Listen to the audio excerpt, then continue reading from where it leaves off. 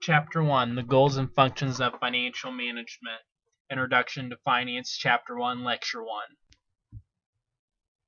First question you might be asking yourself before taking this course is, what is finance and how is it applicable to me as a business manager? For our finance and accounting majors out there, you understand finance and how it relates to accounting, and give it 2 thumbs up because it is your area of concentration. Are pretty excited to start this course. For the rest of us, it tends to be numbers, which can be kind of challenging in understanding, is this going to be like my calculus class I took within the IU required math courses, or is this going to be like the statistics course I had to pass in order to get here? And the answer to that is no. Finance itself is not all about numbers. Numbers do play a big part of finance and how it relates to business, but there's other parts of finance you have to understand. The other thing to understand is that the math portion of finance is not all that difficult compared to what you've taken so far. The math part of finance is more compared to what I'd call a PhD in 3rd grade math.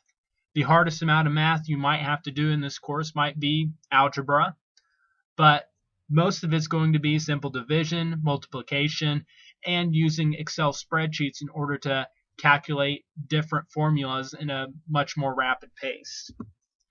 There are really 2 parts to finance. The first part is language. It's being able to understand what ROI means, ROE, ROA, liability, asset, capital structure, and how does that relate to my business and why is it important for me to know that. The other part is numbers, and it's more calculating ratios, which are going to be division, multiplication, adding and subtracting, and then again using Excel to rapidly calculate these ratios to where you can get them in a much more efficient fashion.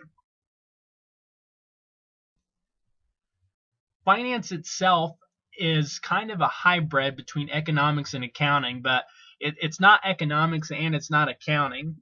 Economics itself is more broad in its overview.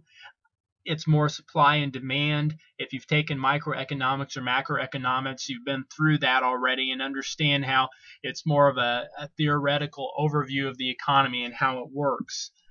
Accounting itself, for those who've taken those courses, I believe those were required courses to get into this course, is more specific, more relating to journal entries.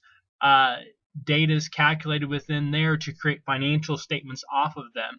Accounting is specifically the language of business. However, finance is not accounting, even though there is a lot of overlap. Finance, again, is more of a hybrid. You will use a more broad overview to make financial decisions, but you also use financial statements and accounting data in order to make those decisions with it.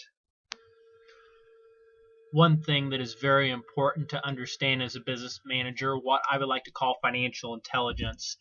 There is a book written specifically on this. It's called A Manager's Guide to Knowing What the Numbers Really Mean. It's not required reading for this course. However, there are 4 main points from the book that I'll cover on the next slide that is a extremely important part of being a business manager.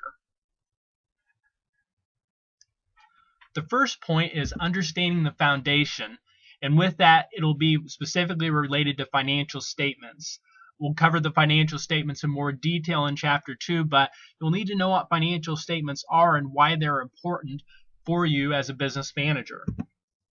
Understanding the art of finance. There are specific rules that you'll have to follow with finance. There'll be estimates you'll have to make within finance that will have to help you for financing projects or being able to prepare presentations for a project you want to start or for your organization. And the final thing you'll have to do is you won't have all the data to make those decisions, and so you'll have to make assumptions on different things that you'll not be able to get the data with right away, but you'll have to make your best educated guess with it. The third thing is understanding analysis, and that's return on investment. ROI is what we talked about earlier.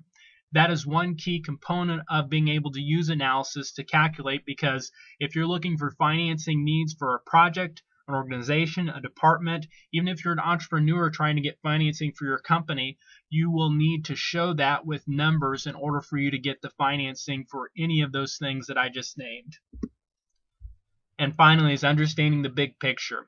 With finance, you need to understand how it relates to the economy, how it works within your competitive environment, how it works within regulations that might be in your specific industry, and constantly changing customers and consumer habits. You say, well, changing customers, isn't that more marketing related? It is, but as a business manager, when that changes, that is going to change your financial profits. It's going to change your financial leverage. It's going to change a lot of things within the financial realms that you absolutely do need to understand. That is the end of Chapter 1, Lecture 1.